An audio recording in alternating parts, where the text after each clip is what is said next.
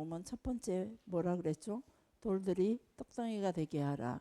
대부분 과거에 저는 참 이 말씀을 가지고 말씀을 들을 때마다 우리의 의식주 문제 가지고 사단은 시험을 한다, 이렇게 많이 들어왔습니다. 이 본문의 내용을 가지고 설교하시는 분들이 다 우리 인간들의 의식주 문제, 명예, 그 다음에 권세, 이런 것들을 가지고 우리에게 사단은 이런 걸 가지고 시험에 들어온다. 그것도 맞습니다. 우리를 사단이 시험할 때는 바로 어쩌면 우리 이 땅에 살아가는 의식주 문제, 먹고 사는 문제, 권세, 명예, 이런 걸 가지고 많이 유혹합니다. 그러나 예수님의 시험 내용을 가만히 살펴보면 사단이 요구하는 게, 예수님께 시험할 때 의식주 문제, 먹는 문제 가지고, 먹는 문제와 명예와 권세 문제를 가지고 사단이 시험을 하면서 예수님께 요구하는 내용이 있습니다. 그 사단의 요구는 이 돌들로 떡덩이가 되게 하라. 배가 고파 있는 예수님께 40일 동안 금식하면서 배가 고파 있는 예수님에게 사단은 슬며시 나타나서 뭐라고 하느냐, 내 일이나 똑바로 내 일을 먼저 해결을 해라. 너 지금 배가 고프지 않니? 앞으로 사역은 나중에 문제고, 네가 이 땅에 십자가에 지고 죽기까지 인간을 구원하고자 하는 그 높은 사역을 이루기 전에 네가 먼저 살아야 되지 않겠니? 종종 이런 말들을 하죠. 제가 그 말은 제가 여러분 앞에도, 그리고 다른 분들한테도 제가 그런 말을 들을 때는 상당히 이렇게 거부를 많이 합니다. 무슨 말이냐면 사모님 건강을 먼저 챙기세요. 건강해야 사역도 있는 겁니다. 라고 이렇게 말하는 분들이 많더라고요. 대부분 저한테 권유할 때 그런 권유를 많이 해요. 그럴 때마저는 그런 권유 하지 말라 그럽니다. 하는 자체가 내가 기분이 몹시 언짢다라고 얘기를 합니다. 왜 그러냐면 그냥 일반적으로 더운데 건강하세요, 우리가 인사말이 아닌, 모든 사역을 멈추고 일단은 건강을 먼저 챙겨라. 건강이 있어야만 사역을 한다. 근데 우리가 일반적으로 사람들을 많이 보면은 희아라는 그 여자분 있죠. 손가락 2개 이렇게 있는 여자분. 건강해서 피아노를 칩니까? 또 무슨 애국인 양쪽 팔이 없으면서도 수영을 하는 사람, 건강해서 하는 겁니까? 저는 제가 살아오면서 지금까지 건강치 않았지만 주께서 나를 사용하시니, 하나님의 그 능력 안에서 나를 사용하시니, 하나님께서 나를 통해 하나님 나라의 통로가 되게 하시고 하나님의 일을 하게 하신다는 거죠. 그래서 생명이, 모든 주권, 우리의 삶의 주권이 철저하게 하나님께 있다는 거예요. 근데 마귀도 역시 예수님에게 나타나서 예수님으로 통해 저울질하게 합니다. 내용이 뭐냐면은 당신이 가지고 있는 그 능력 가지고 일단은 당신 앞에 있는 문제를 먼저 해결하시오. 당신은 지금 굶어 있고. 그래서 그걸 가지고 우리가 가지고 있는 그 능력으로 온전히 예수님을 위해서 먼저 사용할 수 있도록. 사랑하는 성도 여러분, 우리가 하나님 앞에 혹시나 내 일상적인 문제와 하나님의 그 위대하신 그 사역의 문제를 놓고 어느 쪽으로 먼저 기울이십니까? 사역의 문제와 내 일상의 문제를 가지고 우리의 마음이 뭔가를 결정하게 됐을 때, 일상적인 삶이 아닌 독특하게 그런 두 문제 가운데서 우리가 갈등할 때가 있다는 겁니다. 그 갈등할 때 우리는 어느 쪽으로 먼저 기울이게 됩니까? 대부분 우리의 성도들이, 요즘 이 시대의 성도들이요, 대부분 자기의 일상의 문제를 먼저 선택해 놓고 봅니다. 하나님의 일은 내 일하면 된다라고 생각을 하는 거죠. 우리가 그런 문제 가운데, 예수님이 당하는 똑같은 일을 문제 시험 가운데 우리가 있을 수 있다는 거죠. 아니요, 확실하게 있다는 겁니다. 예수님도 유혹했고 첫사람 아담도 유혹했던 그 사단이 여러 번 유혹하기는 일도 아니라는 거죠. 첫사람 아담은 깨끗하고 순전한 사람이었습니다. 오직 하나님의 성품, 하나님의 모양으로 지어졌고 하나님이 가지고 있는 거룩성을 가지고 그의 온 형태는 하나님의 거룩함으로 옷 입고 있던 사람이었습니다. 그런 사람에게 사단이 시험을 했다는 거죠. 그러나 그도 무너졌습니다. 예수님은 이 땅에 신의 영역 속에 계시다가 인간을 살리고자 인간의 영역 안에 들어오신 신의 현이라는 겁니다. 그럼에도 불구하고 그 예수님에게 사단은 똑같은 질문을 하고 똑같은 유혹의 손길을 뻗칩니다. 내 문제, 당장 내 문제부터 해결하고 봐. 내 모양이 그러면서 무슨 전도를 한다고 그래. 저도 그런 갈등 참 많이 했습니다. 내가 고통과 힘들고 아프고 어려운 가운데 내일 보이지 않는 절망 가운데서 여러분 앞에 설교하는 믿음을 가지고 하나님이 함께 하신다는 설교한다는 게 저도 상당히 그것으로 통해 힘들어할 때가 너무 많았습니다. 자신 없고 교인들 앞에 서기가 자신 없었고 누군가가 상담해 온다며 우리 집에 찾아오는 손님들 앞에 괜시리 부끄럽고 아무 말을 하지 않아도 괜시리 부끄럽고 길가 다니면서 차량들 속에서 사람들이 나를 다 보면서 네 일이나 잘하고 봐 이런 질문을 하는 것 같은 그런 어떤 정신적인 어떤 고통을 겪을 때가 있었다는 겁니다. 그럼에도 불구하고 그때마다 주께서 허락하시는 그 자리에 주께서 부르시는 그 자리에 내가 원치는 않았지만은 누군가를 하나님께서 제게 보내신다면 한 번도 내가 그 사람에게 그냥 돌려보내지 않았다는 거죠. 누군가가 나를 찾는다면 그 사람의 필요에 의해서 어떤 모습으로든지 최선을 다하려고 애를 썼다는 겁니다. 우리 인생들이 바로 예수님처럼 이런 시험을 당할 때 여러분 다시 한번 예수님의 시험을 생각하시면서 첫 번째 시험 이 돌들로 떡덩이가 되게 하라. 내 문제부터 해결해. 당장 네 앞에 있는 문제부터 해결해봐. 내 능력을 가지고 그 문제부터 해결하고 봐. 이런 유혹들 내가 이런 것들을 한번 여러분 이 개인에게 당면에 있는 개인의 문제를 가지고 해결하는데 먼저 사용하라는 나의 육체의 힘, 나의 가지고 있는 물질, 내가 가지고 있는 여러 가지 조건들을 가지고 나에게 먼저 사용하라는 이런 유혹 속에서 이런 시험 가운데서 우리는 어느 쪽을 선택할 것인가. 바로 이것이 희생이요 섬김이 아닐까요? 그 다음 두 번째입니다. 두 번째 시험은 뭘죠? 여러분 제가 주는 두 번째 시험. 네, 성전 높은 꼭대기에 올라가서 뛰어내리라. 내 스스로 내 몸을 날려봐라. 그러면은 그럴 때에 천사들이 와서 두 손으로 너를 이렇게 떨어지지 않도록 받쳐줄 것이다. 그리고 천사들이 와서 너를 섬기게 될 것이다. 바로 이거는 인생들이 가지고 있는 인간들이 가지고 죄에 물든 인간들이 가지고 있는 허영과 그 어떤 야심들을 공격하는 것이 아닌가 싶어요. 그래서 메시아를 고대하는 백성들 앞에서 너는 메시아의 그 표징을 확실히 드러낼 수 있는 기회가 지금이야. 이 성전 꼭대기에서 뛰어내려봐. 그러면 저 있는 수많은 사람들이 네가 확실히 메시아라는 걸 그때 천사들이 와서 손을 받쳐서 너를 딱 받쳐준다면 그리고 천사들이 와서 네게 와서 수정 준다면 저 많은 사람들이 너는 확실히 메시아야 라고 그 앞에 복종하게 될 거야. 너를 칭송하게 될 거야. 너를 따르게 될 거야. 세 번째 시험이 뭐죠? 내게 절하라. 내게 절하라. 이 역시도 내가 앞으로 걸어야 할 그 사역의 길, 십자가 그 고통의 길, 배신과 고통과 아픔으로 물들 수밖에 없었던 그 두렵고 떨리는 그 고통의 길, 그 길보다는 나한테 한 번만 절해. 그럼 내가 이 모든 건 너한테 줄게. 나한테 한 번만.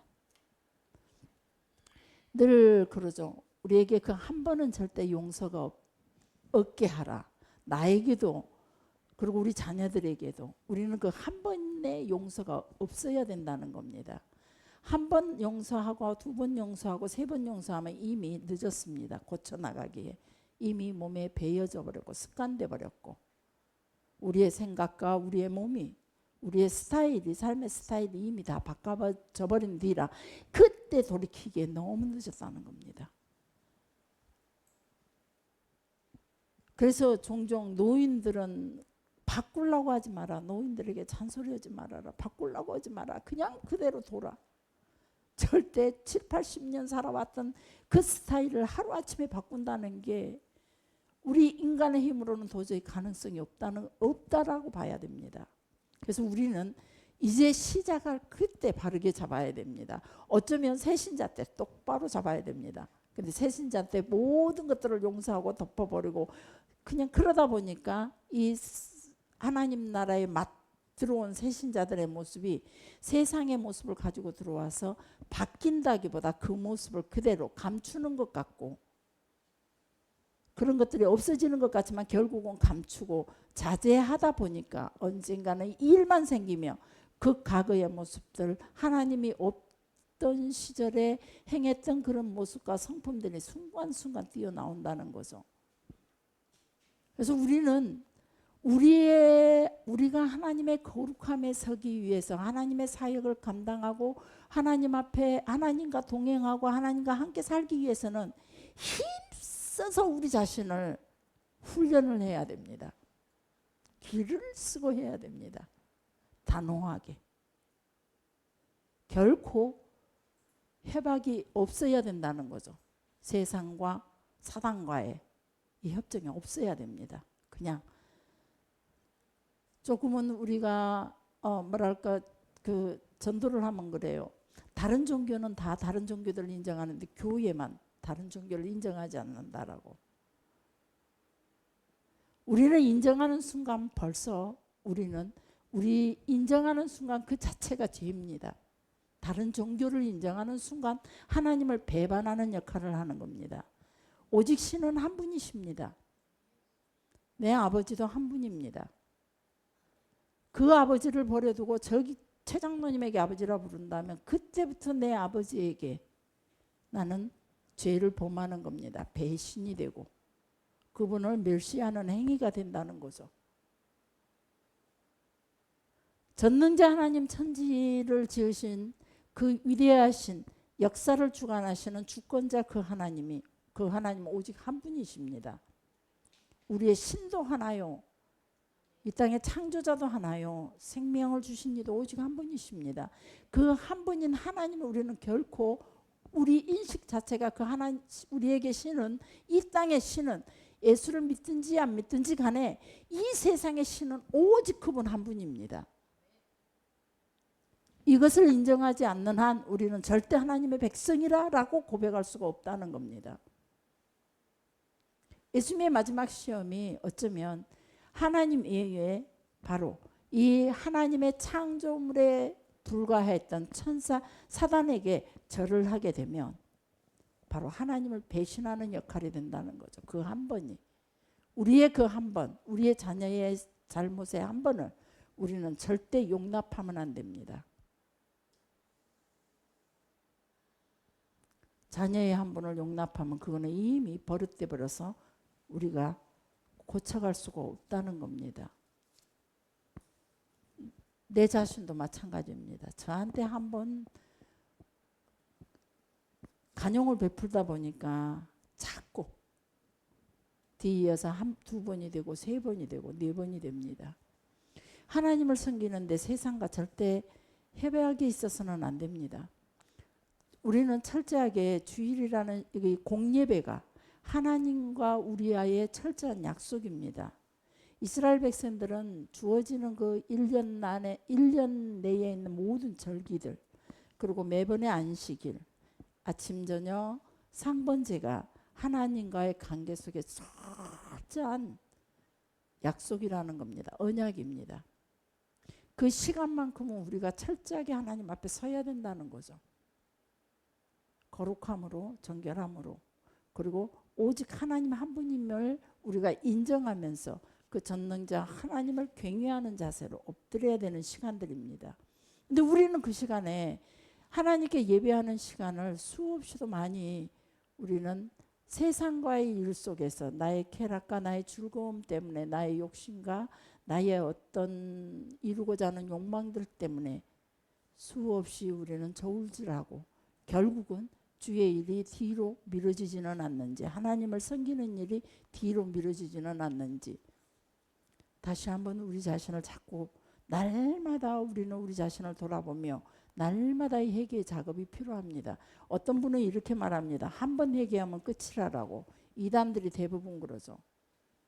우리는 날마다 우리 자신을 거울로 말씀의 거울로 보면서 오늘도 내가 주의 뜻대로 살아왔는지 꼭 한 번씩 돌아보면서 우리 자신을 회개해야 합니다. 하룻밤 밤을 지새기 전에 주님, 오늘 하루 내가 하루를 돌아보며 이때 주님, 내가 이렇게 행동했던 것이 하나님의 뜻이었는지, 하나님이 기뻐하시는 건지, 그게 아니었다며 회개하시고 하나님의 거룩함 속에서 그 밤을 지내는, 하나님과 함께 하나님 품속에서 지내는, 그럴 때에 우리 남집사 말대로 환상을 보게 됩니다.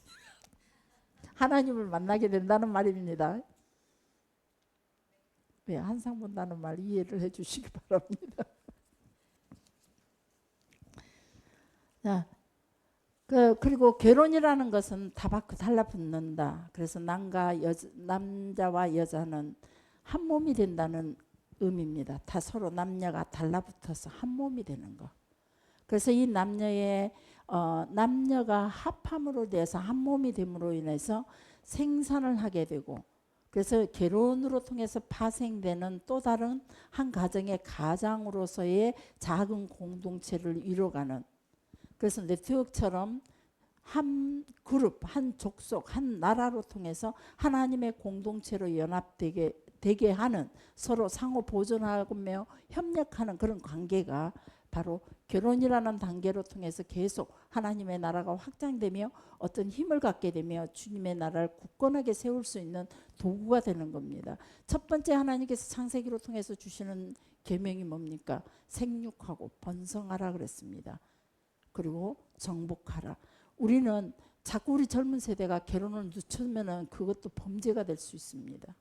범죄입니다. 자녀 생산을 멈춘다며 그것도 하나님의 나라의 범죄가 될 수 있다는 겁니다. 왜? 그냥 하나님의 계명이 그것이기 때문에. 하나님의 계명은 첫 번째 인생에게 주신 계명이 너희는 생육하고 번성하라입니다.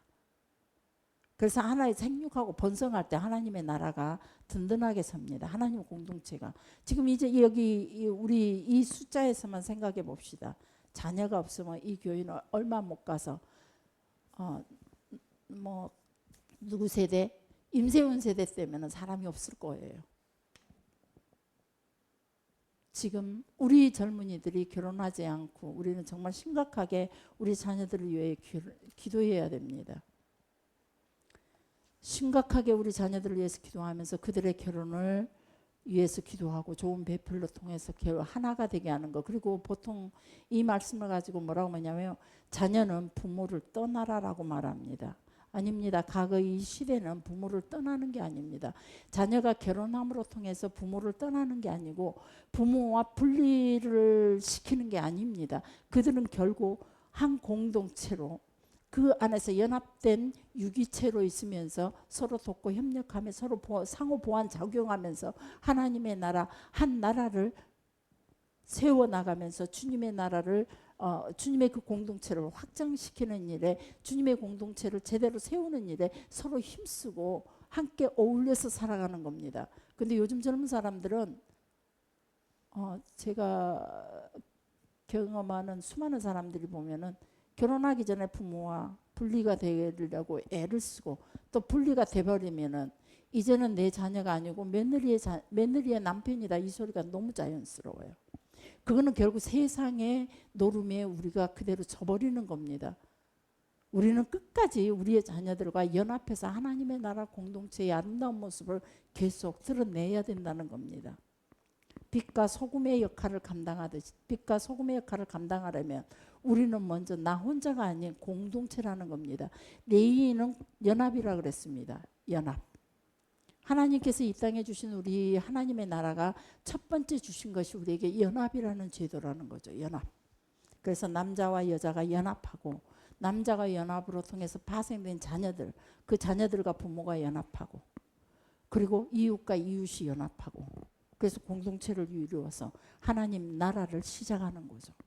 그래서 아브라함 하나로 하나님의 나라가 출발하지 못합니다. 그래서 아브라함으로 통해 하나님께서 하나님의 나라를 부르시지만 결국 그 나라는 이삭의 순종으로 인하여 그다음 야곱으로 인하여 이스라엘이라는 하나님의 나라가 드디어 출발을 한다는 겁니다. 이스라엘이 누굽니까? 야곱이죠. 야곱으로 통해 12아들을 낳으면서 그때부터 이제 이 공동체가 아브라함과 이삭과 그 밑에 야곱으로 인해 12아들이 형성되면서 이제 드디어 공동체가 시작이 되는 거죠. 이 공동체가 시작될 때 나라라는 개념이 시작되는 겁니다. 우리는 과거에 또 이런 말들이 많이 있어요. 지금도 그런데요. 앞으로는 가정교회가 유행을 하게 될 것이다. 미래에는. 우리 얼마 되지 않았어요. 이런 얘기가 한참 난무했던 시절에 가정교회가 앞으로는 가정교회가 전부 다 가정교회로 돌아가게 될 것이다. 교회 공동체가 사라지게 될 것이라고 그랬어요. 아니면 끝까지 우리는 하나님의 나라를 지키고 보존해야 됩니다. 하나님의 나라는 혼자서는 절대 하나님의 나라가 아닙니다. 하나님과 내가 연합되고 이웃과 내가 연합되어서 그래서 드디어 하나님 나라라는 공동체가 형성이 돼야 되니까요. 이렇게 나 혼자만의 신앙생활 종종 전에도 저희가 보성했을 때 보면 권사님 따님이 있는데 권사님은 참 신앙이 좋았어요. 새벽기도 한 번 안 빠지고 뭐 신앙생활 누구보다도 앞장서서 열심히 하시고 순종도 잘하시고 근데 그 따님이 예수를 믿어요. 근데 혼자만의 방에다가 철저하게 신당처럼 어떤 교회도 아닌데 신당처럼 뭐 성경 놓고 딱 지키고 앉아서 혼자서 예배드려요. 교회는 절대 안 나와요. 그리고 혼자서 주일날이면 예배드리고 나는 교인이라고 말하죠. 나는 하나님을 믿는 사람이라 말해요. 결코 옳은 모습은 아니라는 겁니다.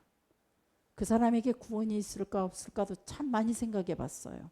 그러나 진정한 하나님의 나라의 공동체를 이루지 못한다면 그 공동체 안에 들어오지 못한다면 우리는 공동체 안에서 우리가 섬기고 사랑하며 공동체 안에서 하나님의 진리를 깨달으며 공동체 안에서 선과 악을 구분해 가면서 하나님의 선을 세워가면서 살아야 됩니다. 그래서 공동체가 정말 우리에게 중요하다는 겁니다. 그래서 결혼이라는 것으로 우리의 첫 번째 공동체가 시작이 된다는 남녀의 연합으로 공동체가 시작하지만 결국은 부모와 자녀들 간의 연합으로 이루어지고 이웃과 이웃의 연합으로 이루어지고 그리고 하나님의 공동체 교회가 이루어지고 그리고 이 공동체와 교회와 다른 교회의 연합이 또 이루어져야 됩니다. 근데 철저하게 한국 교회는 지금 이 시대의 교회들은 교회의 연합이 없습니다. 이것이 가장 큰 비극이라고 할 수가 있습니다. 우리 교회만 잘 살면 되는 거예요. 절대 하나님이 원하는 모습은 이런 게 아니라는 겁니다. 철저하게 우리와 전혀 상관없고 종파가 다르지만 우리는 지금 말하자면 우리는 통합 측의 어떤 사상, 통합 측의 어떤 그 주류 속에 아직은 들어있어요. 독립교단에 있기는 하지만. 근데 합동 측의 교회가 무너진다면 우리가 두 손 두 발 들고 쫓아가서 그 교회를 세워주는 게 당연한 겁니다. 가서 세워주는 게. 근데 그 교회는 우리는 항상 강 건너 불구경이죠.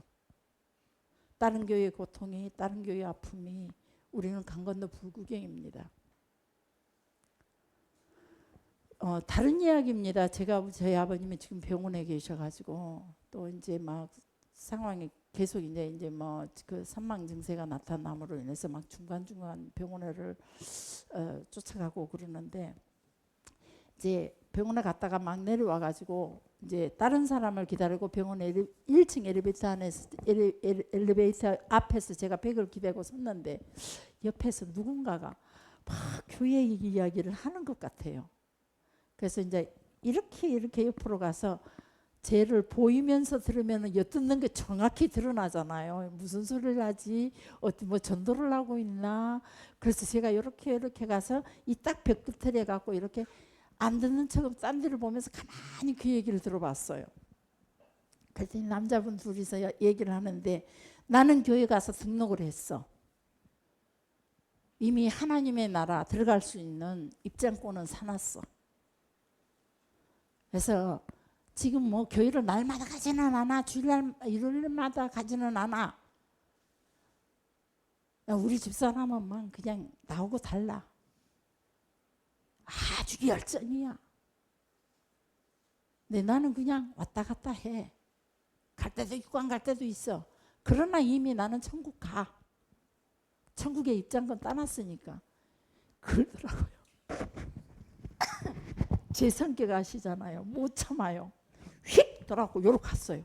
가서 보니까 두 남자더라고요. 근데 그 남자들에게 그럼 왜 엉터리 소리를 하냐고. 왜? 그러고 하다 보니까 아니다. 뒤로 가자. 이 사람들 신천지다. 제 나름대로 짐작하기를. 그리고 거기 가서 웩 해놓고는 게 이분이 둘이 나 쳐다보더라고요. 그래서 내가 뭐 기침하다 하고 얼른 뒤돌아와 버렸어요. 근데 지금 그 뒤에 돌아서서 그렇게 후회를 했어요. 내가 거기 와서 왜 뒤돌아왔을까. 김복심 다 죽었구나. 신천지인가요? 물어보고. 잘못된 신앙관이 거기서 그 잘못된 신앙관이라고. 당신 절대 지옥 천국 못 갑니다. 분명히 해줬어야 되는데 그걸 못 오고 와서 이렇게 후회를 많이 합니다. 근데 그 순간에는 이 사람의 어떤 그 강력하게 물들어버린 사단의 어떤 그 저주 같은 복음이 이미 사로잡았다라고 생각하니까 거기서 멈춰버렸던 그 생각이 딱 들면서 제가 멈췄던 것 같아요. 그래서 우리가 그 잘못된 복음들이 다 어디서 오느냐, 다 보면은 인간의 이기주의에서 다 오는 것들이에요. 전부 다 인간의 죄. 우리의 죄도 살펴보면 우리의 죄악도, 우리가 상처받고 시험 들어가는 모든 것들, 내가 모든 것들을 보면 결국은 내 이기주의적인 생각에서 자기 자신에게서 찾아오는 그런 고통이, 그런 아픔이라는 거죠. 아픔도 그런 것들이고, 그리고 그런 것들이 결국은 우리를 끌어가는데 사단이 주는 그것이 바로 시험이라는 겁니다. 사단이 주는 그 시험에 우리는 너무나 쉽게 넘어서 가요. 교회 천국 것만 사면 되니까 교회를 안 가도 되잖아요. 사놨으니까 이미. 우리는 날마다의 우리의 삶을 거룩하게 날마다 천국 가는 날까지, 그래서 그 작업을 성화하는 작업이라고 말하죠. 날마다의 천국 백성으로 살기에 합당한 사람으로 우리를 훈련시켜야 돼요. 이 땅에 살아갔던 모든 방식들, 세상의 간섭과 세상의 모양에서, 세상의 스타일에서 살아갔던, 세상 중심으로 살아갔던 모든 삶을 죽을 때까지 우리는 자꾸 바꾸는 거예요. 천국에서 딱 들어가서 살기 좋은 모양으로 우리는 계속 우리 자신을 바꿔야, 신분 상승을 위해서 노력을 해야 돼요. 지옥의 백성에서, 죄인의 몸에서 우리는 천국의 사람으로, 거룩한 사람으로 계속 그 신분 상승을 위해서 우리가 자신이 노력을 해야 된단 말이에요. 나를 쳐서 복종시켜, 사도 바울 선생님처럼 나를 쳐서 복종시켜 가면서 말씀의 거울로 나를 보면서 늘 다듬어야 된다는 거죠. 그래서 말씀이 정말로 그렇다라고 우리는 하나님의 말씀이 전달되질 때, 설교로 전달되든 개인적인 상담이 되든 어쩌다가 내가 깨닫는 말씀이 됐든 어떤 사건으로 통해서 하나님께서 나에게 주는 교훈이 됐든 간에 하나님의 뜻이라고 생각한다면 우리는 무조건 순종하고 나가야 된다는 겁니다. 순종이 첫 번째예요. 어떤 분의 말씀처럼 순종이 영성이에요. 순종하는 게 진짜의 영성이에요. 그럴 때는 우리가 좀 서툴러도, 우리가 부족해도 우리가 그 순종의 삶을 살 때 하나님의 능력과 권능이 우리 가운데 충분하게 역사해 주셔요. 왜 그러냐면 순종하는 자에게 하나님께서 모든 걸 맡기시잖아요. 불순종하는 자에게 하나님이 다 맡기지 않는다 이 말이에요. 지극히 작은 것 같지만 그런 것들을 하나하나 순종해 갈 때, 그래서 처녀총각들 시집 가십시오. 장가도 가셔야죠. 짝 있는 사람들은 빨리빨리 결혼하시오. 뒤로 미루지 말고. 그래서 조금이라도 더 젊었을 때 연합의 방법을 알아야 돼요. 결혼하지 않는 이유는 연합하기 싫어서 그래요. 섬기고 희생하기가 싫어서 그래요. 나한테 딱 맞게 입맞춤의 남자를 만나면 결혼할 겁니다. 그 사람들. 무슨 말이냐? 상대가 나한테 성기라는 거죠. 요즘 시대는 더 심해졌어요. 우리의 젊은 힘이 있을 때, 젊은 지혜가 있고 젊은 힘이 있을 때 우리는 섬기는 방법을 자꾸 배워야 돼요. 결혼으로 통해서 남녀가 서로 섬기면서 섬기는 하나님의 섬김의 방법을 배워가고, 또 그리 둘이 부딪히면서 살아간 삶 속에서 어려움과 고통과 눈물을 만나면서 또 하나님의 지혜를 배워가면서 세상 속에 하나님의 나라를 굳건하게 세워가는 그런 믿음의 가정이 되어야 되니까요. 그런 가정에 하나님께서는 그런 가정에 물로 포도주 되게 하는 역사가 매일의 삶 속에 허락하신다는 거죠. 이런 기적의 역사가 성경에 너무 분명하게 나타나 있는데도 불구하고 우리 삶에는 왜 그게 안 나타날까요? 순종이 없기 때문이에요. 깔끔한 순종, 완벽한 순종이 없어요. 어중제비죠. 순종하는 것 같지만 우리는 흉내내기에 불과하고 끝까지 순종이 없다는 거예요. 그러면 여러분들이 정말로 하나님 앞에 온전한 순종이 되어버린다면, 여러분 지금까지 경험을 이만큼 했어도 내가 많은 걸 경험했어. 내가 불순종하는 삶이 여러 가지로 있었지만, 내가 그리고 모자라는 삶이 여러 가지로 있었지만, 그래도 나는 나에게 이만큼의 은혜가 있었어 라고 할 그런 고백이 된다 할지라도, 그래도 완벽한 것 순종 앞에는 얼마나 큰 하나님의 은혜와 능력과 그 축복이 우리 것으로 있을 것인가를 생각해 보시기 바랍니다. 그럴 때 흉년 중에 100배의 축복이 있는 거예요. 그 순종이. 이삭이 그랬지 않습니까? 이삭의 별명은 바로 순종의 아들입니다. 그래서 흉년 중에 100배의 축복이 아주 이삭의 인생 가운데 커다란 사건으로 우리에게 기억에 남는 거죠. 완벽한 순종 앞에 자기 몸을 들여서 하나님 앞에 온전히 산제사로 드리는 그 순종, 죽음을 불사한 그 순종 앞에, 그걸 순종했으니 나머지 이삭이 무엇 순종 안 했겠습니까? 자기 생명도 드렸는데 뭐이 아까웠겠습니까? 하나님 앞에 순종하는데 뭘 주저를 했겠습니까? 그런 그에게 흉년 중에 100배의 축복이 딱 있는 거예요. 우리는 이삭과 같은 그런 고통은 없죠. 자기를 묶어서 칼로 찔러서 싹 분해해가지고 시신을 토막 살에 딱 떠서 하나님 앞에 불로 태워서 드리는 그 작업이, 그런 작업이 우리에게는 없지 않습니까? 우리 성경에 지나온 그 성경에 기록된 그 믿음의 조상들을 가는 우리가 흉내도 못 내는 그런 자리에 있음에도 불구하고 순종이 우리에게 얼마나 있을까라고 생각하면서 다시 한번 이 가나안 혼인잔치로 통해서 여러 가지 물을 떠다 주라 그랬더니 도저히 자기들의 위치에 안 맞지만 잔치 중에 물 떠다 주는 거는 그 집 결혼식을 망치는 일이잖아요. 그럼에도 불구하고 그 종들이 예수님의 말씀에 순종함으로 인해서 오히려 그 집 분위기를 훨씬 더 아름답게 덕이 될 수 있는 잔치로 바꿨다는 거예요. 순종이. 그래서 시집가고 장가갑시다. 그리고 시집가고 장가가도록 기도해 주세요. 그래서 하나님의 마지막 심판에 그 가마가 우리 위에 요러고 지금 있다 이 말이에요. 세상이 돌아가는 거 보면 너무 악해요. 그래서 우리 머리 위에가 여전히 우리에게 그 심판의 가마가 있다는 걸 여러분 기억하셔야 돼요. 그 심판의 가마 언제 우리한테 쏟아질지 몰라요. 왜? 지금 진정한 그리스도인 찾기가 힘들어지고, 그 진정한 그 완벽한 순종, 완전한 순종, 땅에서 완전은 없지만 그래도 내가 최선을 다해서 죽기까지 순종하고자 하는 그 자세만 갖춘다면 우리에 있는 이 불가마가 멈추고 뒤로 미뤄질 수 있다는 거죠. 그래서 그리고 우리 또 다음 세대를 이어갈 만한 충분한 하나님의 나라의 어떤 그 기업들이 있다면은 이 땅의 멸망은 지금 잡을 수 있다는 겁니다. 그러나 지금 우리 젊은 청년들이 어디를 보든지 간에 젊은 청년들에게 다음 세대 하나님의 나라 기대하기가 너무 힘들다 이 말이에요. 그러면 어쩌면 우리 시대 때, 우리 노년의 시대 때 하나님의 그 마지막 불가마가 우리에게 쏟아질지도 모른다는 겁니다.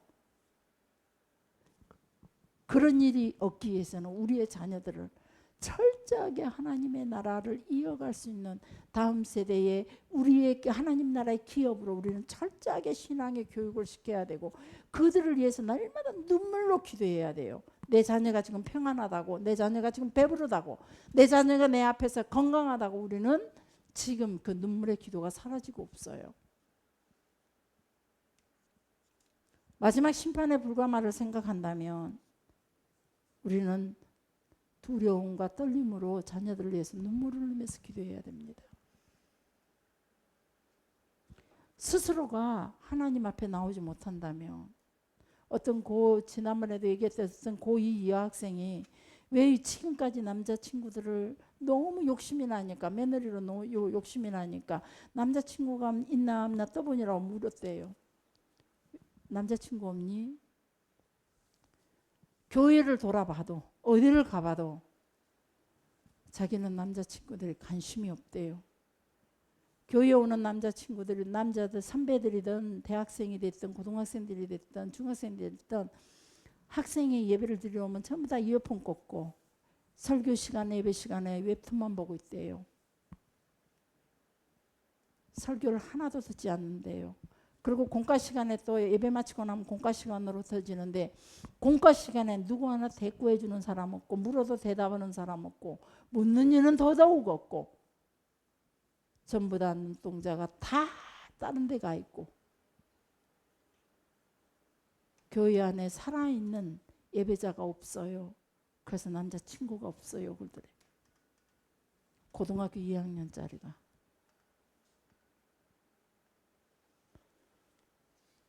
그것이 바로 지금 우리 자녀들의 현실의 모습이에요. 하나님의 나라가 그들에게 없다는 거죠. 그래서 새벽 예배마다 새벽 예배를 나온대요. 교복 입고 새벽 예배 참석하고, 그리고 학교로 바로 간대요. 나로 통해서 하나님의 나라를 어떻게 이뤄갈 것인지를 고민이 뭐냐니까 그 고민이래요. 그런 여자 아이가 진짜 며느리로 들어와야 되겠죠.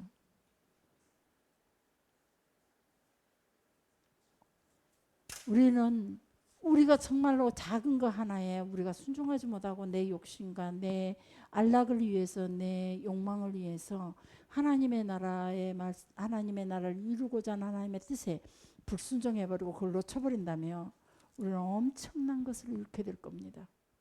지금은 눈에 보이지 않는다 할지라도 그 심판의 불가마가 바로 내 자녀들 위에, 그리고 내 머리 위에 떨어질 때 누구도 피할 길이 없습니다. 그때는 이미 늦습니다. 우리가 그다음 이제 가나 혼인잔치 뒤에 있는 사건이 이제 그다음 순서가 가나 혼인잔치 다음에 공생의 첫번 유월절입니다. 예수님의 공생의 첫 번째 유월절 기점으로 해서 이제 사상예와 첫 번째 유월절, 예수님이 30세의 첫 번째 유월절을 통해서 공생애와 사생애로 나눠진다 그랬죠. 사생애는 그 공적으로 드러나기 전에 개인적인 인간의 한 인간으로서 가족에서 아버지 목숨 밑에서 살았던 그 시간들이까지가 사생의 시간이고, 공적으로 이스라엘 사람들에게 메시아로 드러나기 시작한 시간부터가 이제 공생의 시간이라고 하는데, 그걸 시간의 기점을 우리가 뭘로 삼느냐? 유월절로 삼자 그랬습니다. 그래서 그 첫 번째 유월절이 되어서 예수님께서 유월절 전에 미리 몇 개월 전에 가버나움 나사렛 지역에서 사시다가 지금 요단강에 세례 베푸는 그 유대 지역의 요단강변에 세례 베푸는 세례 요한의 세례 집회 장소에 내려옵니다. 세례를 받으시고 그다음 세례를 받으시고 금식기도 가시고, 그리고 몇 명의 제자 만났죠? 5명의 제자 만났죠. 5명의 제자들을 만나고, 자, 제자 만났는데 누구 만났죠? 베드로, 안드레, 요한, 또 나다나엘, 또 빌립, 이렇게 5명을 만납니다. 자, 이 5명을 만나고 이 5명과 함께 이제 다시 위쪽 가버나움 쪽으로 올라가십니다. 올라가시는 길에 저기 가나 혼인잔치에 들르게 됩니다. 가나 혼인잔치 갔다가 또 다시 자기 고향 나사렛으로, 자라난 곳 고향 나사렛으로 가셨다가 가버나움 잠깐 왔다 갑니다.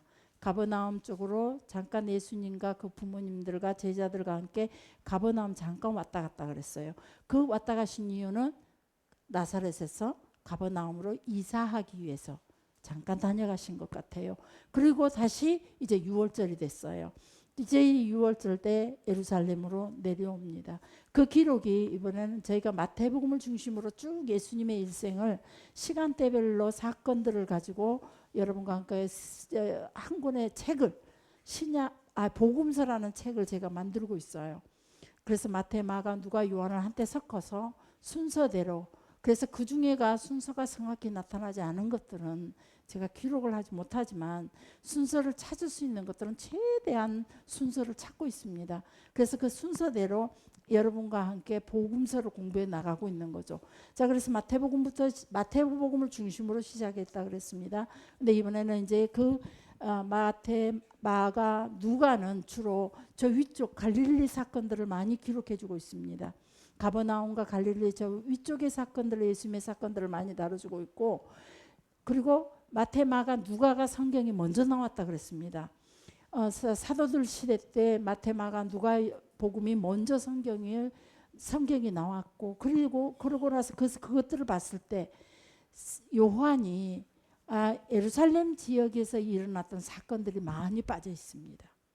그래서 요한이 다시 기록한 게 요한복음입니다. 그래서 요한복음은 주로 예루살렘을 중심으로 하셨던 예수님의 사역을 기록해주고 있다는 겁니다. 자, 그래서 이 요한복음으로 이번에 예루살렘 중심이기 때문에 대부분 예루살렘 중심은 요한복음으로 우리가 옮겨가야 됩니다. 요한복음 2장 13절, 이때가 첫 번째 6월절, 4월 중순경으로 보시면 됩니다. 우리나라 달력으로 4월 중순경. 자, 4월 중순경은 공식적인 예수님의 사역의 스타트 지점이라고 봐야 됩니다. 보자고 그랬죠. 첫 번째 6월절이. 이때 요한복음 2장 13절부터 25절까지 유대인의 6월절입니다.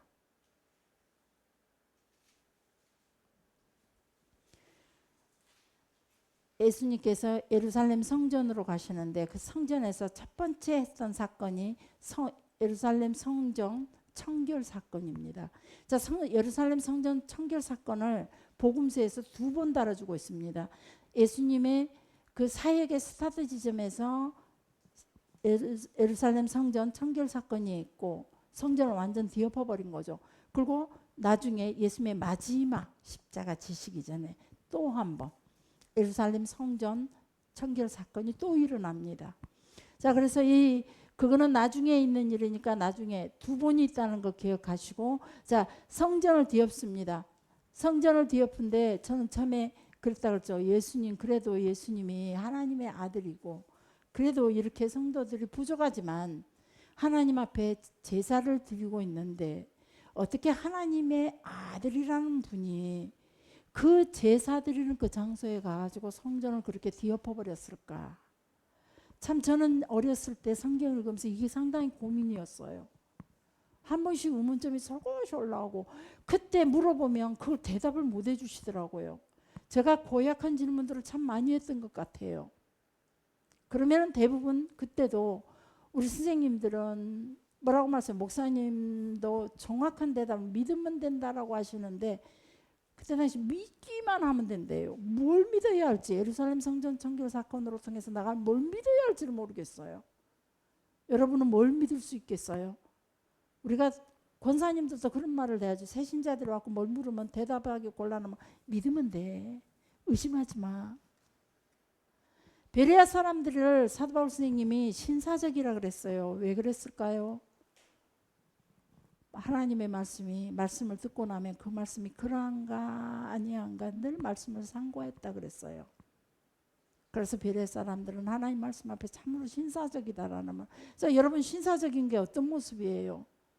말씀을 자주 상고하는 모습을 성경에서는 신사적이라고 그랬어요. 말씀을 구분할 줄 아는 사람, 선과 악을 구분하고 옳고 그름을 구분할 줄 아는 사람. 다른 말로 말하면 지혜로운 사람들을 신사적이라 말한 거예요. 우리는 신사라 그러면 양복을 쫙 빼입고 멋지게 자기 자신을 가꾸고 말 좀 점잖게 하고 그러면 신사적이라고 말을 하죠. 성경의 신사적인 모습은 사도 바울 선생님이 바로 말씀이 그러한가 안 한가, 말씀이 어떻게 말씀하고 있는 건지 그런 것들을 늘 보고 연구하며 읽으며 그런 말씀에 또 순종하고 살아가는 사람들에게 신사적이라고 표현해주고 있습니다. 자, 성전 청결 사건이 이제 성전을 뒤엎는데 예수님이 성전을 뒤엎어 버리는데 거기 성전에 보면은 뭐 성전을 여러분이 한번 상상을 해 보십시오. 이 유월절이라는 것은 대명절입니다. 그들에게 디아스포라로 흩어져 있던 전 세계로 흩어졌던 유대인들이 다 그때는 다 모입니다. 예루살렘으로 시온리즘이라고 그러죠. 시온으로 하나님 앞에 이스라엘에 그 팔레스타인에 살고 있던 모든 사람들뿐만 아니라 아시아계열 유럽계열 속에서 살고 있던 모든 유대 민족들이 다 모여들고 개종한 이방인들도 모여들고 또 그 모여든 진귀한 어떤 그런 광경들이 많기 때문에 이제 구경 삼아 오는 사람 이방인들도 많고 정치적인 어떤 그런 문제들 때문에 혹시나 소요가 일어나고 반란이 일어날까 봐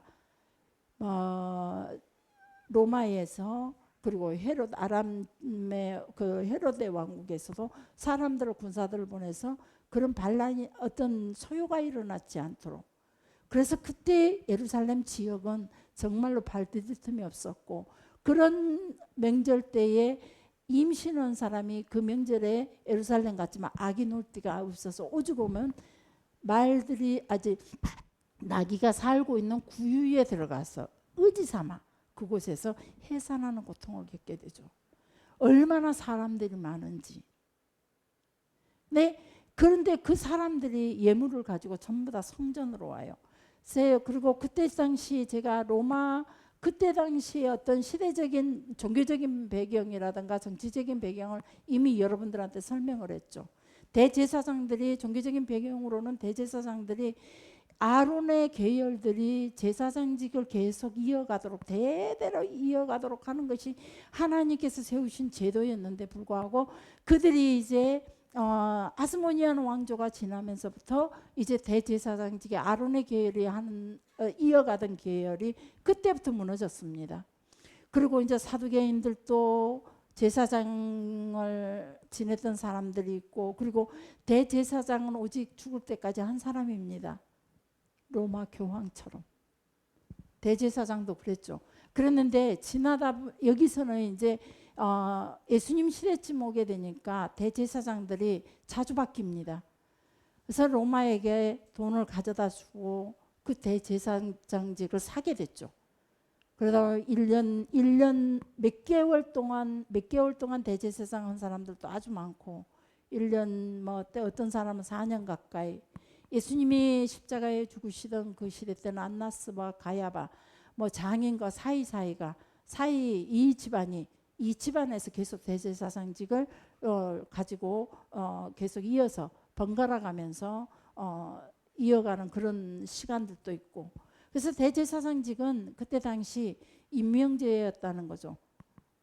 헤롯에 의해 로마에 의해서 임명제로 바뀌었습니다.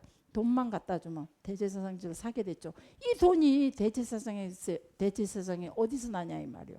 이런 정치적인 자금이. 이 자금을 벌기 위해서는 이제 모든 재물장사들이 재물을 장사하게 됐죠. 자, 서울에서부터 여기 전라도 순천에서부터 하나님 앞에 제사를 드리기에 우리 집에 있는 가장 좋은 암소, 우리 집에 있는 가장 좋은 뭐 수소가 됐든 저기 뭐냐 양 우리 집에 가진 있는 가장 좋은 뭐 염소 가장 좋은 가난한 우리들에게 비둘기 뭐 이런 것들을 가지고 이제 올라가죠. 올라가는 사이에 이게 그때 당시 교통이 좋지 않았기 때문에 걸어서 가다 보면 이 제품들이 제사들 제품들이 상하기도 해요. 살이 빠지기도 하고. 그러면 그걸 이제 제사장들이 검열을 하게 돼요. 재물 검열을 하죠. 그 전부 다 불합격을 때려버려요. 불합격. 돼지 고기를 저희가 전에 돼지를 통째로 잡았잖아요. 통째로 잡아서 우리 잔치를 많이 했었죠.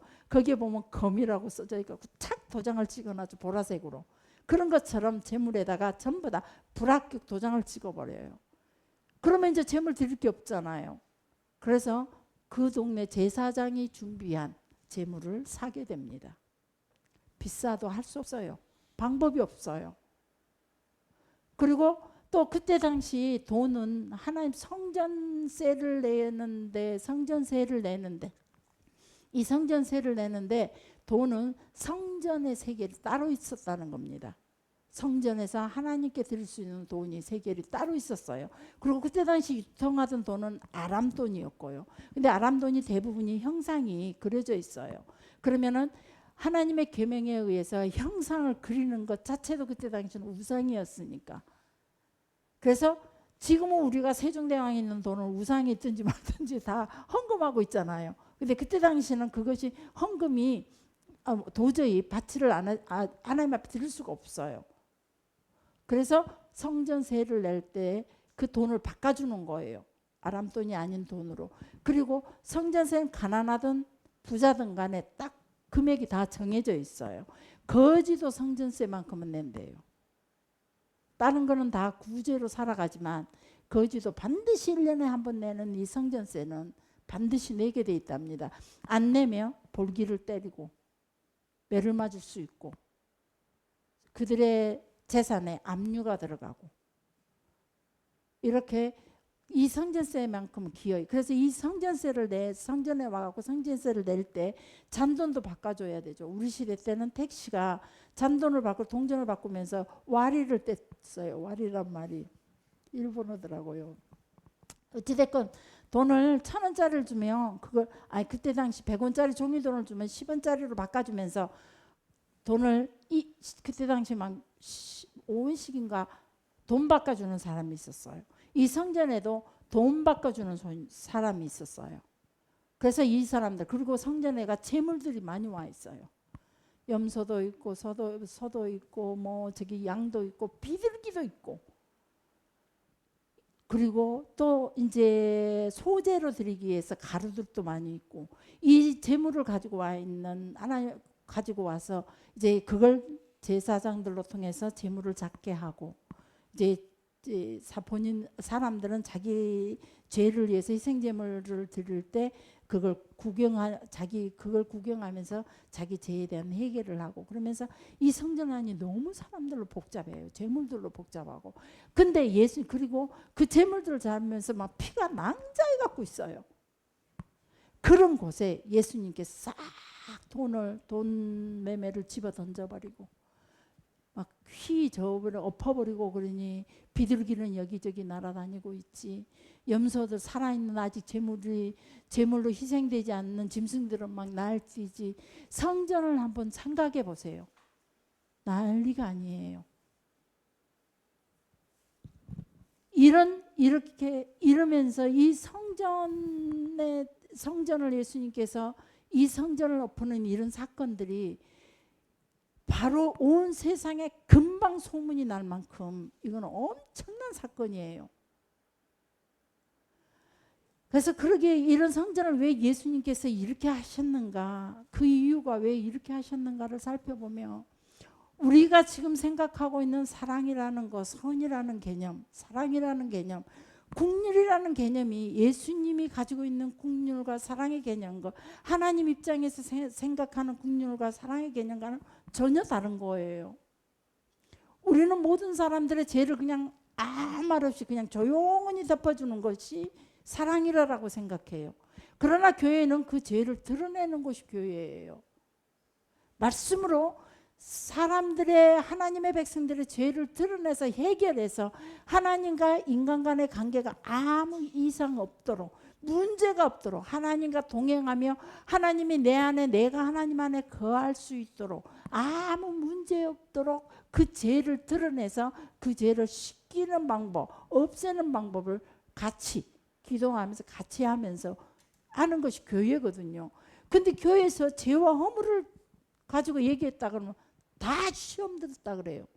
다 상처받았다 그러고 그 이해가 안 돼요.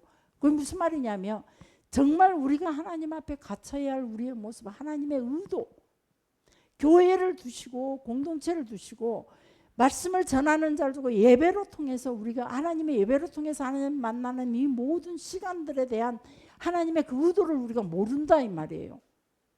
모르기 때문에 우리가 예배 시간에 우리의 죄와 허물을 고칠 수 있도록 교훈하고 가르치고 유도하는 그 모든 걸 가지고 상처받았다, 시험 들었다라고 말을 하는 거죠. 우리는 오히려 감사해야 돼요.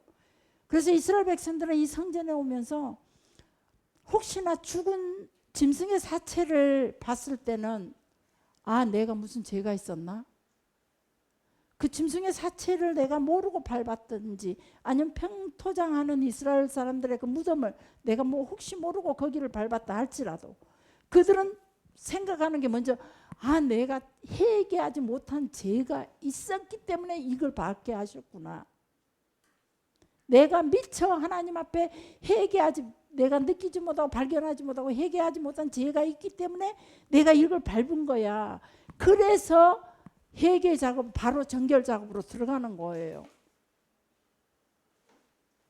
그런 우리는 말씀으로 통해서 우리에게 죄가 드러나고 우리에게 교훈과 훈계의 말씀이 우리의 심령 가운데 깊이 막 찌르듯이 우리의 양심을 찌르고 그런다 할지라도 그런다면 우리는 바로 회개의 작업, 정결의 작업이 바로 들어가 줘야 돼요. 그럴 때 하나님께서 놀라운 은혜를 베푸신다는 거죠. 근데 그걸 거부부터 하고 보는 거죠. 어리석게도 그걸 가지고 상처받았다 그래요.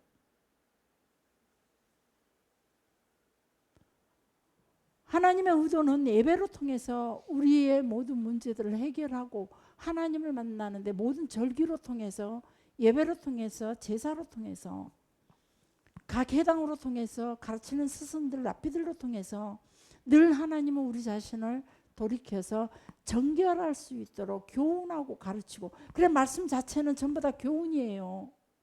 사랑 말씀 자체가 보면은 우리에게 축복을 약속해 주는 말씀도 엄청나지만 우리에게 교훈하시는 말씀, 책망하시는 말씀이 훨씬 더 성경에가 많아요. 왜? 깨끗하고 청결하게 하시고자 하니까 당연히 책망과 교훈이 따를 수밖에 없다는 거죠. 그래서 이 예수님의 성전 청결 사건은 바로 죄로 가득한 그곳에 하나님의 분노가 예수님을 통해 드러났던 거죠. 자, 그래서 먼저 창세기부터 특별히 그 하나님의 계시는 장소가 따로 있었어요. 쭉 보면 하나님은 어디나 어떤 분이 제게 이런 고백을 했다 그랬죠. 하나님은 물론 나와 함께 계시겠지만 그리고 늘 하나님은 성전에 계시겠지만 내가 주일날이고 수요일날이고 예배 시간 1시간 앞서 교회를 가는 이유는 하나님이 나를 기다리는 게 아니라 내가 하나님을 내가 하나님을 믿는 내가 하나님을 기다려야 되지 않겠느냐. 그래서 나는 일찍 그렇게 교회를 가서 말씀을 보고 기도를 하고 있다라고 고백을 하시더라고요. 네, 이 성전이라는 이 개념은 뭐냐면 하나님이 계시는 장소예요.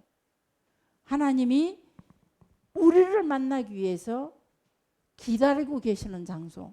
그래서 창세기 세대는 특별히 하나님이 계시는 그 장소에가 그런 장소에서 제단을 쌓아요. 그래서 이삭이 하나님의 기적을 체험했던 아브라함이 하나님의 음성을 들었던 곳, 야곱이 하나님과 씨름했던 곳, 하나님이 약속해 주셨던 그런 곳에 하나님을 만나는 곳에다가 제단을 쌓았어요. 거기서 예물을 드리고 하나님께 제단을 쌓고 하나님께 기도를 하고, 그래서 다시 갔다가 뒤돌아올 때도 과거에 그 제단 쌓았던 곳, 하나님을 만났던 곳을 다시 찾아가서 그곳에서 다시 하나님께 그 제단을 찾아서 다시 그곳에서 하나님께 이 제사를 드리기도 하죠. 그런데 이제 그리고 나서 창세기 때는 그렇게 특별히 하나님을 만났던 장소가 하나님에게 제사를 드리던 제단을 쌓았다면, 이제 나중에 출애굽기부터는 좀 달라요. 광야의 성전이 따로 있었어요. 출애굽기에서 시내산까지 가면서 시내산에서부터 하나님께서는 특별히 하나님을 만나는 장소를 지으라 하셨어요. 천막으로. 그래서 그걸 광야 성전이라고 해요. 모세의 장막 성전이라고도 말씀하고 있고요. 그래서 성막이라, 우리가 쉽게 말하는 성막을 짓게 했죠. 그래서 그 성막 안에서만 하나님을 만날 수 있도록, 아무데나 그냥 가서 하나님 앞에 제사 지내는 게 아니라 하나님이 특별히 내가 너희를 만나기 위해서 거하는 그 장소, 그곳으로 찾아오라고, 그래서 성막을 짓게 하셨어요. 하나님을 찾는 장소를, 일정한 장소를 두기 시작했죠. 그래서 광야에서 출애굽기 26장 1절부터 40절 보면은 하나님의 성전을 건설하라라고 명령을 모세에게 하시면서 그 성막 건설 방법을 이제 기록해 주고 있어요. 그 다음에 이제 가나안 땅으로 들어가기까지는 계속 성막에서 하나님이 계셨죠. 근데 가나안 땅에 들어가서 이제 실로에서 회막을 지었어요. 성전이라는 개념은 두지는 않았어요. 회막이라는 이름으로 있었어요. 그러나 성전의 역할을 충분히 감당을 했었죠. 여호수아의 18장 1절에 보면 실로에 모여서 거기에 회막을 세웠으며 그곳에다 하나님의 법궤를 뒀고 그곳에다가 하나님의 법궤 속에 아론의 쌍난 지팡이를 두었고 광야에서 먹었던 만나를 두고, 그래서 모세가 받았던 십계명도 그곳에 두고, 그래서 실로라는 동네에다가 회막을 지어서, 그래서 매년 이제 실로 여호와 앞에서 18장 8절에 보면 실로의 여호와 앞에서 그래요. 그게 무슨 말이냐면 회막 앞에서, 하나님이 임재해 계시는 회막 앞에서. 그래서 우리 지금 여러분들은 하나님 앞에 앉아 계시는 거예요. 꿈의 교회 성전 앞에서. 네, 이렇게 그래서 실로의 여호와 앞에서 바로 가나안 땅에 땅 분배를 백성들이 다 했죠. 제비를 뽑아서 기업을 나누기도 했고, 사사기 18장 31절에 보면은 하나님의 집이 실로에 있을 때에, 그 사사기 시대 때도 여전히 하나님의 성막은 실로에가 있었어요.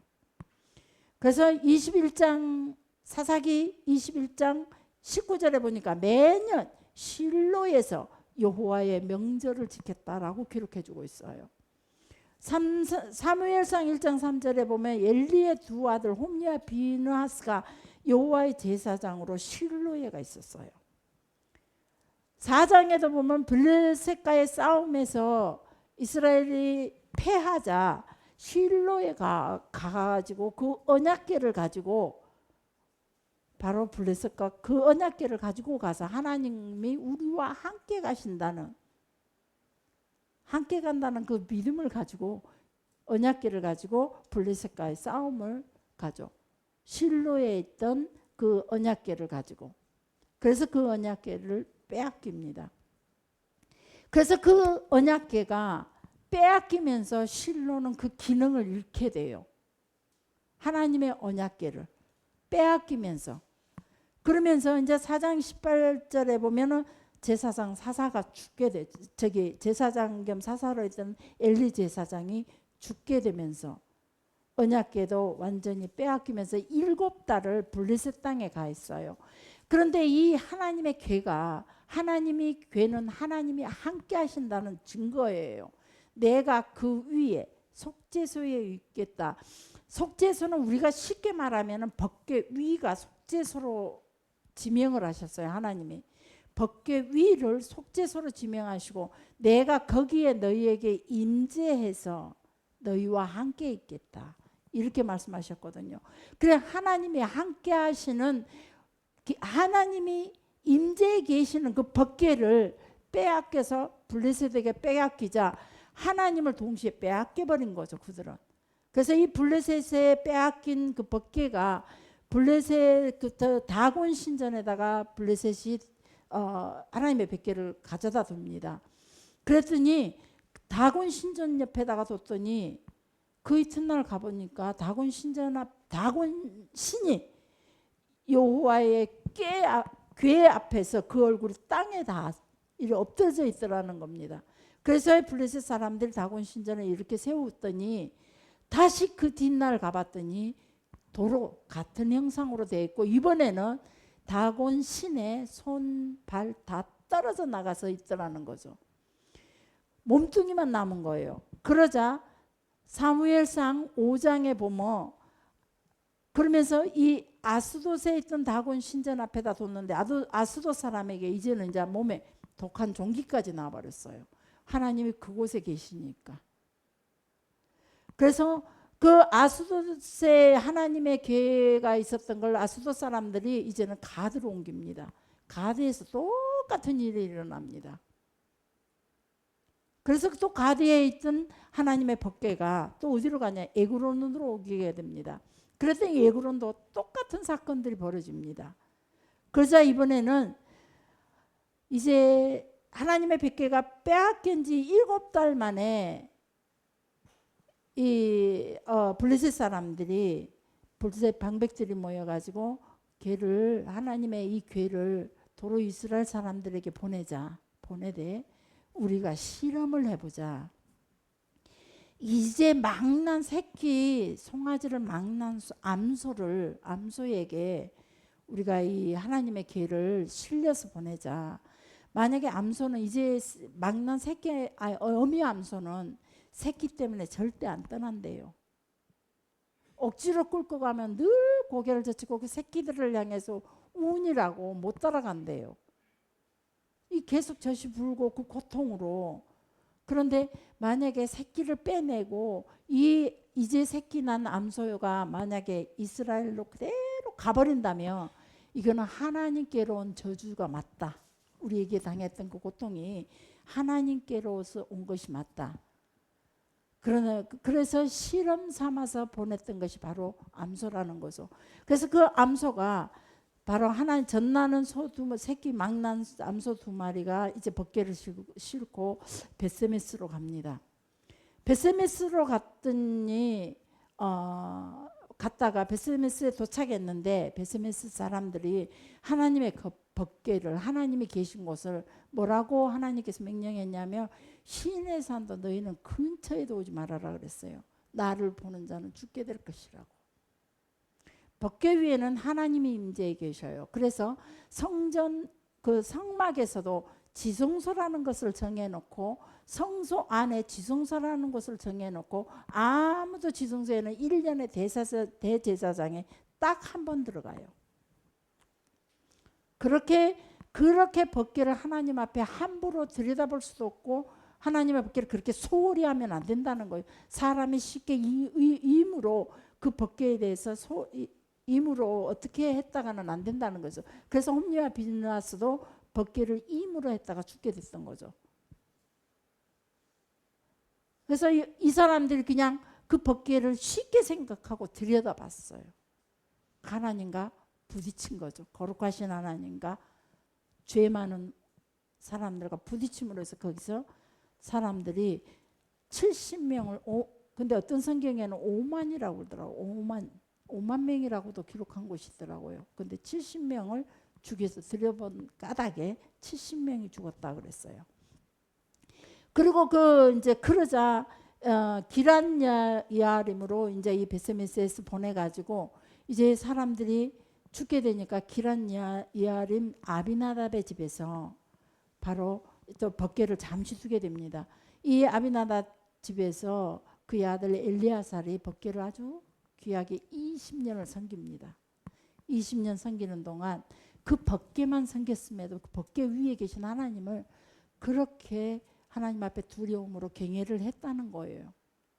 그 가정에 큰 복을 받게 됩니다. 그리고 그러는 사이에 다윗이 여부스를 치고 시온성을 빼앗게 됩니다. 자, 이 여부스족이 어디가 살았냐? 어디 여부스족은 팔레스타인에서 그 예루살렘 지역이 여부스족이 살던 지역입니다. 7족속이 그 팔레스타인 지역 가나안 땅에 살고 있었는데 여부스족이 그 예루살렘 지역에서 살고 있었었죠. 근데 그 지역을 치고 그곳에 다윗이 다윗성 시온성을 세우고 이름하고 그곳에서 이제 다윗이 왕으로서 정치가 시작이 됩니다. 그래서 이제 그곳에서 다윗이 온 이스라엘들이 모여서 다윗에게 기름 부어서 왕을 세우고 그 다음에 다윗이 왕이 되고 난 다음에 기럇야림으로 사람을 보내서 하나님의 법궤를 가져오려고 합니다. 그런데 그 세수레에다가 하나님의 법궤를 싣고 오려고 하다가 그만 나곤의 타작마당 앞에서 소들이 뛰면서 법궤가 흔들리자 우사가 임으로 또 두 손으로 갖고 손을 대죠. 흔들지 말으라고. 결국은 거기서 또 우사가 그 하나님 앞에 진노를 사서 하나님이 진노했다라고 표현하고 있습니다. 성경은. 그래서 거기서 하나님의 궤 옆에서 죽게 됩니다. 그러자 다윗이 또 놀래가지고 무서워서 또 하나님의 법궤를 못 가지고 옵니다. 그 법궤를 가드 사람 오베데돔 집으로 석 달을 둡니다. 그랬더니 그곳에 하나님께서 성경에 보면 온 집에 복을 주니라 그랬습니다. 사랑하는 성도 여러분, 이 말씀에 우리가 다시 한번 생각해 봐야 됩니다. 우리의 성전을 우리가 정성껏 섬겨야 됩니다. 우리는 성전을 너무 임으로 함부로 생각하고 있습니다.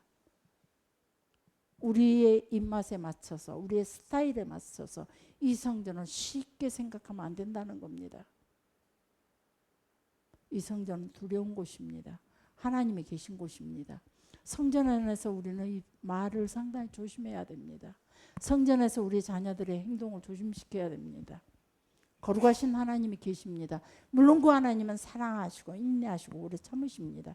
예수 그리스도의 십자가 이후에 과거에 하나님의 성전을 함부로 이르게 만든 사람들은 그 정도로 하나님께서 진노하고 또 그들에게 바로 채찍을 드셨지만 지금은 여러분의 자녀가 여기 발로 찬다고 해서 그런 일은 없을 겁니다. 그러나 중요한 거는 우리의 중심을 보시는 하나님이 여러분이 이 성전을 어떻게 대하느냐, 이 성전에서 어떤 태도를 취하느냐, 하나님을 어떻게 생각하면서 여러분의 행동과 말에서 하나님을 어떻게 섬기고 있는 것이 저는 몰라도 하나님은 알고 계신다는 겁니다. 그래서 그들의 복락이 그곳에서 결정이 된다는 거죠. 여호와 궤를 정성껏, 다른 사람들은 70명이 죽고 만지는 사람은 죽고 또 여호와 궤가 가져다가 또 없애지도 않고 블레셋 사람들이 자기들의 신전 앞에 뒀지만 그들은 다 멸망당했습니다. 그들은 다 고통당했습니다. 그들은 다 하나님께서 진노하시고 치셨다는 겁니다. 우리도 지금 이 시간에 지금 이 시대를 살아가고 있는 우리도 물론 과거에 우리가 구약의 성경은 폐하라고 예수님 오신 게 아닙니다. 완성시키러 오셨습니다. 그래서 우리가 더욱더 하나님이 계신 것을 거룩하게 지키는 걸 완성시키러 오신 겁니다. 하나님의 것을 거룩하게 지키던 마음을 없애러 오신 게 다 용서했으니 너희 마음대로 해. 이러려고 예수님께서 십자가 지신 게 아니라는 겁니다. 하나님의 섬기는 마음을 백성들이 뒤돌아서 하나님 배신하고 돌이켜서 나갔던 그 마음들을 돌이켜서 하나님을 지극정성으로 다시 한번 나의 주로, 나의 하나님으로, 나의 아버지로 섬기도록 하나님의 계명과 규례 안에서 하나님을 마음을 다하고 정성을 다하고 뜻을 다하고 온 힘을 다해서 섬기도록 우리를 위해 십자가에 죽으셨다는 겁니다. 그리고 이제 성령을 보내셔서 천국 가는 날까지 우리를 지키시고 인도하시는 겁니다. 그래서 우리가 지금 이 순간에도 이 성전을 어떻게 지키느냐가, 이 성전에 들어올 때 어떤 자세로 들어오느냐, 불퉁불퉁했던 우리의 마음들, 부부간에 불퉁불퉁했던 마음도 성전에 올 때는 전에 저는 그분 때문에 많이 웃었어요. 제가 우리 딸의 그 고객님 했던 것 같고 지금도 웃어요. 그럼 우리 딸이 며칠 전에 그러더라고요. 어머니, 내가 얼마나 직장에서 고객님들한테 시달렸으면 하나님께도 고객님 했겠냐고. 제발 날보다 이제 놀리지 말으라는 거예요. 근데 지금도 제가 고객님 그러고 한 번씩 하나 고객님 내 기도 좀 들어주세요. 그리고 내가 일부러 막 그래요. 네. 성전 이야기하다가 어머니로 갔습니다. 뭔 얘기하다 그랬을까? 저기 뭐냐 우리의 생각과 우리의 생각이 하나님께로 어떻게 집중해 있느냐가 정말 우리에게 중요하다는 겁니다. 그 이야기를 한 의도가 있는데 잊어버렸으니까 냅두고 그냥 그리고는 이제 솔로몬이 다시 다윗이 그 복을 주는 걸 보고 무서워서 하나님의 성전을 못 가지고 법궤를 못 가지고 오다가 너무 두렵고 떨려서 이제 못 갖고 오다가 복을 받게 되니까 다시 다윗이 재정비를 합니다. 나팔을 준비하고 그 성전 그곳에 가서 예물을 준비하고 정말로 온 마음과 온 뜻을 다해서 하나님의 그 궤를 들고 옵니다. 들고 오면서 싣고 오면서 너무 성전 궤를 하나님의 법궤를 들고 너무 기분이 좋았습니다. 그래서 그 법궤를 싣고 오는 걸 보고 춤추다가 그만 아랫도리 바지가 그들은 그 바지가 벗겨져 버렸어요. 아랫도리가 훌러덩하니 보여버렸어요. 그들의 옷이 겉옷이 요만큼 올라가잖아요. 남자분들 옷이. 근데 이제 하나님의 성전에 들어올 때는요 다리가 보이면 안 돼요. 과거에. 그래서 장롱문을 딱 열고 성전에 올 때는 여러분 눈에 얘기했지만 가장 거룩해 보이는 옷, 가장 점잖은 옷을 입고 오시기 바랍니다. 성전에 올 때 허벅다리가 남자들도 보이면 안 돼요. 그래서 그건 거룩하지 못한 거라 그거는 바로 또 하나님의 그래서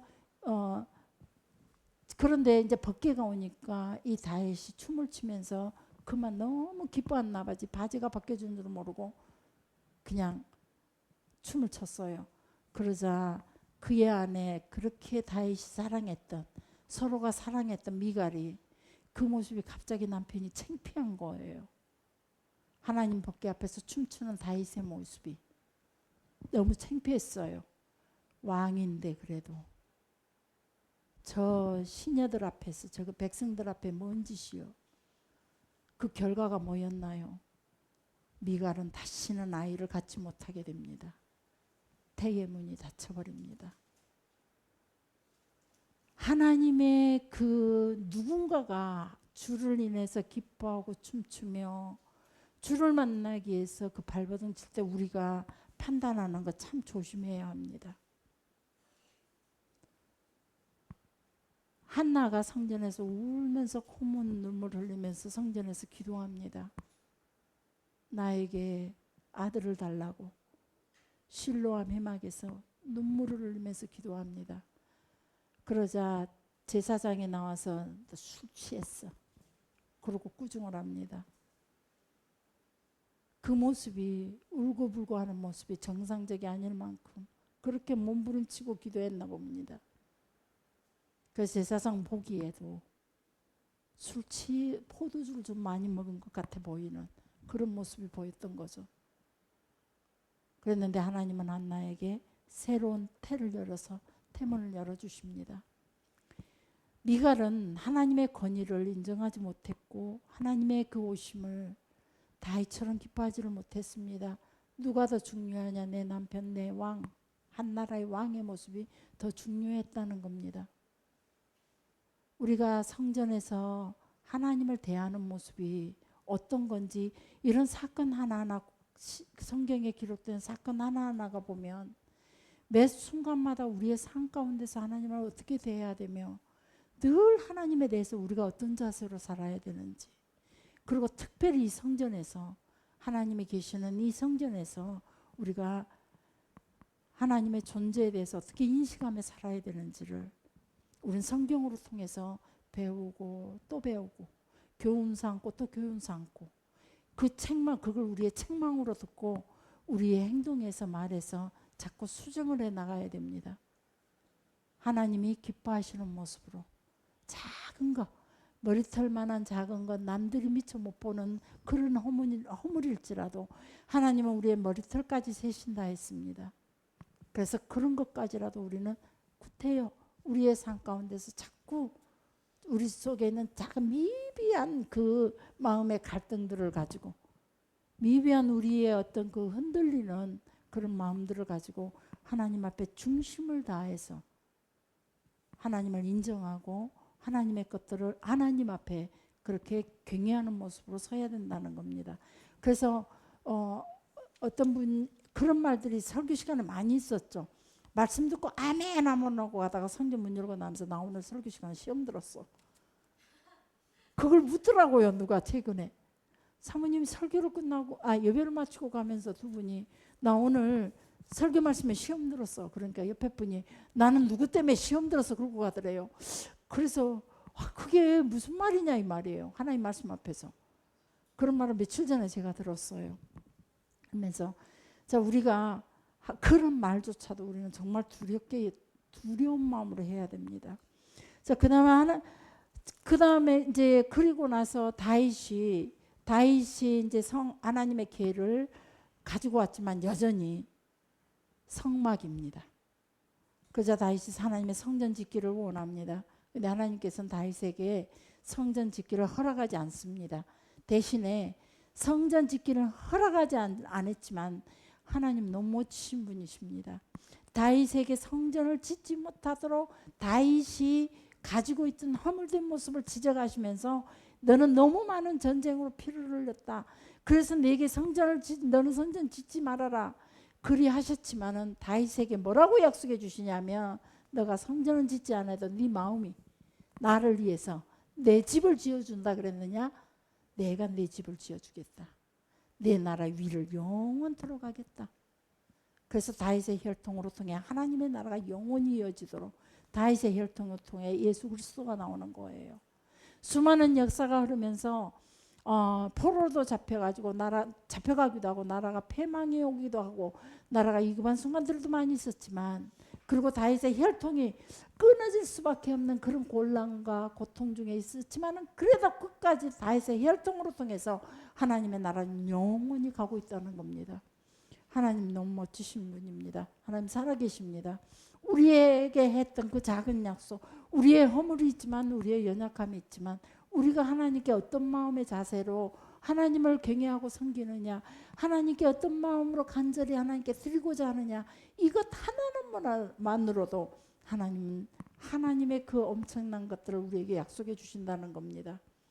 그래서 이런 것들, 그리고 솔로몬 성전, 이제 그 아들 솔로몬으로 통해서 솔로몬 성전이 건축이 됩니다. 그리고 나서 그 다음에 또 이 솔로몬 성전을 짓지만은 나중에 다 포로로 잡혀가면서 이 솔로몬 성전은 또 무너집니다. 그러자 포로 귀환해서 스룹바벨이 돌아와서 스룹바벨 성전을 짓습니다.